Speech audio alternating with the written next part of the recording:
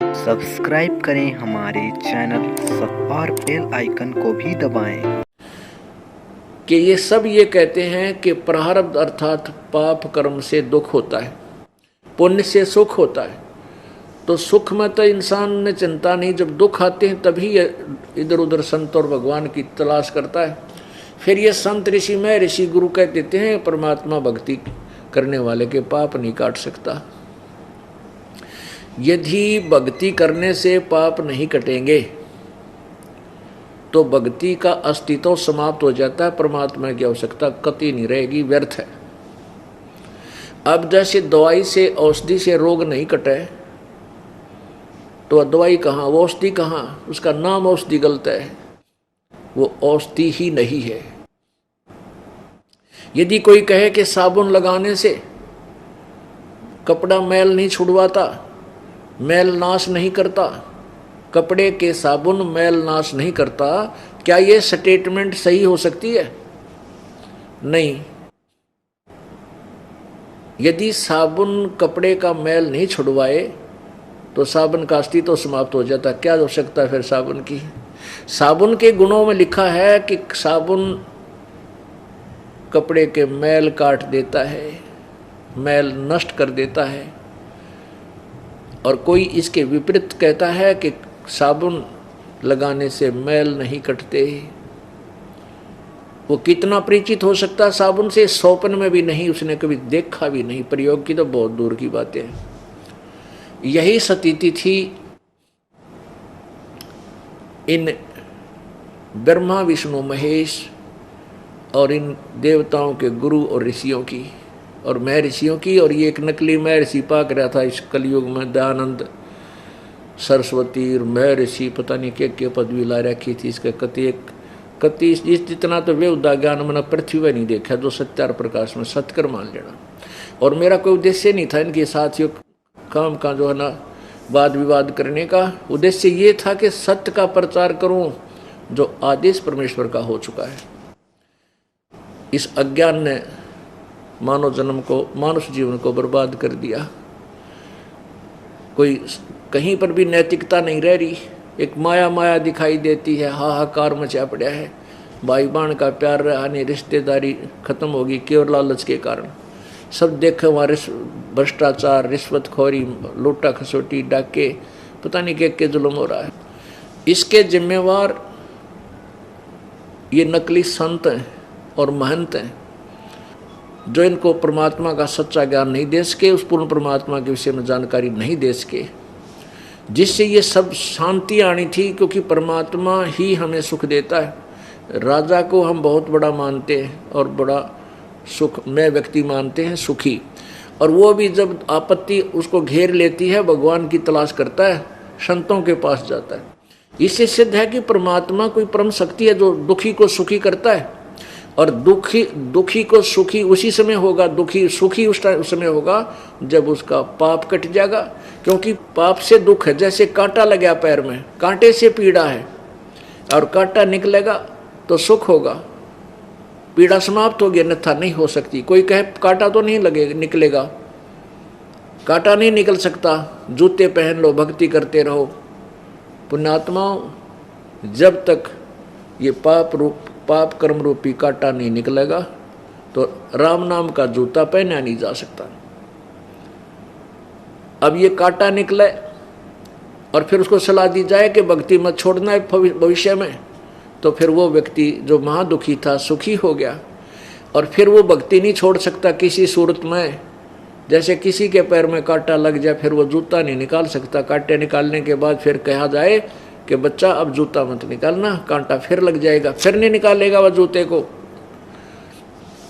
इसी प्रकार जो प्राणी महादुखी हैं और परमात्मा के गुणों में लिखा है कि वो परमात्मा अंधे नाख दे, कोडी निकाया दे, निर्धन माया दे, बांझ को पुत्र दे, रंग को राजा बना दे, और दुखी प्राणी को जो आपत्तियों ने घेर रखा है उसको महासुखी कर दे। ये गुण है परमात्मा के।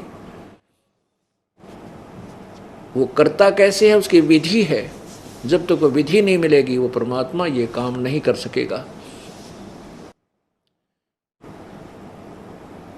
और कोई इसके विपरीत बताता है कि भक्ति साधना से पाप नहीं कटते, प्राणी सुखी नहीं होता, क्योंकि पाप कट के सुख होगा।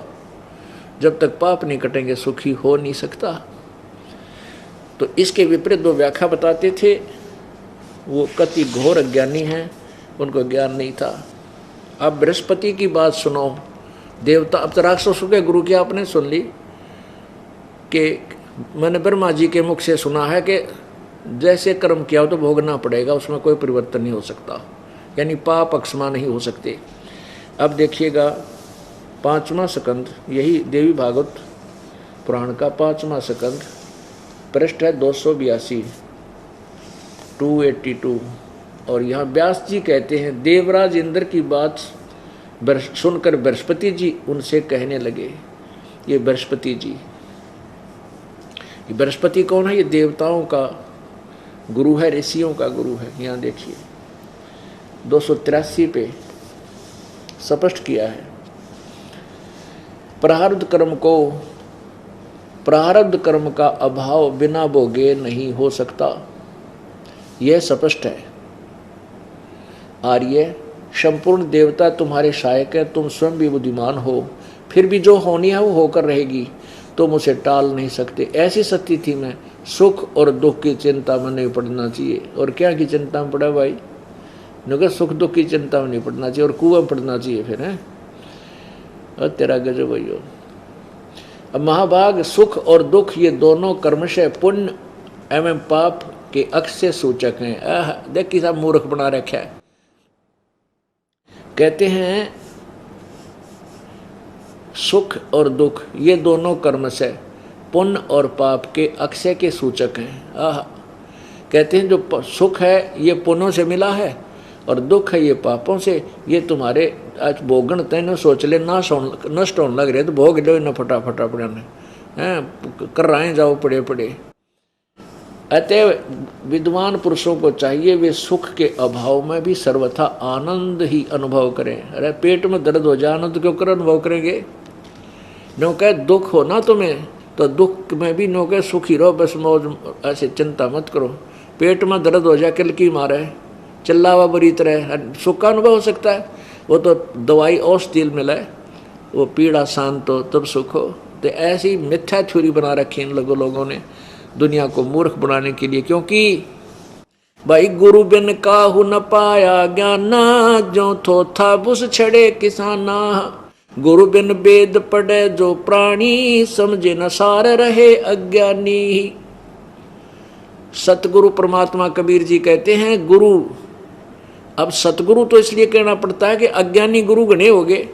अब सतगुरु माने सच्चा गुरु, जो बिल्कुल टू दी पॉइंट और वेदों और गीता और पुराणों अनुसार ज्ञान दे, दैट इज सतगुरु। केवल वो सतगुरु है, वही जगत गुरु है। बाकी नकली जगत गुरु और नकली सतगुरु की फीत लगाए बैठे। तो परमात्मा कहते हैं उस तत्वदर्शी संत के बिना कोई वेद पढ़ता है या कोई पुराण पढ़ता है, उनको कभी ज्ञान नहीं हो सकता। और यही दशा थी ब्रह्मा विष्णु महेश और इन देवताओं के गुरु और ऋषियों की, मैं ऋषियों की। इनको तत्वदर्शी संत नहीं मिला। ये देखो सुख और दुख ये दोनों कर्म से पुण्य और पाप के अक्षय के सूचक हैं। अतः विद्वान पुरुषों को चाहिए सुख के अभाव में सर्वदा आनंद ही अनुभव करे। यानी पीड़ा हो रही हो फिर भी नको आनंद हो रहा है। अतः महाराज इस अवसर पर सुयोग मंत्रियों से परामर्श लेकर विधि पूर्वक यत्न करने में कटिबद्ध हो जाओ। यत्न करने पर भी जो होनहार होगा वह तो सामने आएगा ही। अब देखो, अब ये देखो 82-83 आपने पढ़ा, 84 पर देखो। व्यास जी कहते हैं इस प्रकार देवराज इंद्र के कहने पर बृहस्पति जी हंसकर उनसे कहने लगे। बृहस्पति जी बोले, देवराज इस अवसर पर मैंने जो तुम्हें जाने की प्रेरणा, न तो जाने की प्रेरणा कर सकता हूँ न रोक सकता हूँ, क्योंकि युद्ध करने वाले की हार और जीत बिल्कुल अनिश्चित है। सची पते होनहार के विषय में तुम्हारा किंचित मात्र भी दोष नहीं है। सुख अथवा दुख पहले से ही निश्चित हो चुके हैं, अतः इनका सामने आना अनिवार्य है। तथापि बुद्धिमान पुरुषों को निरंतर प्रयत्नशील रहना चाहिए। कार्य सिद्धि होने या न होने से होना तो सदा देव के अधीन है। अब इसे स्पष्ट हो गया। इनके कहने का तात्पर्य ये है कि भाई जिसे कर्म तू करेगा वो तो भोगना पड़ेगा, इसमें कोई नो चेंज एट ऑल।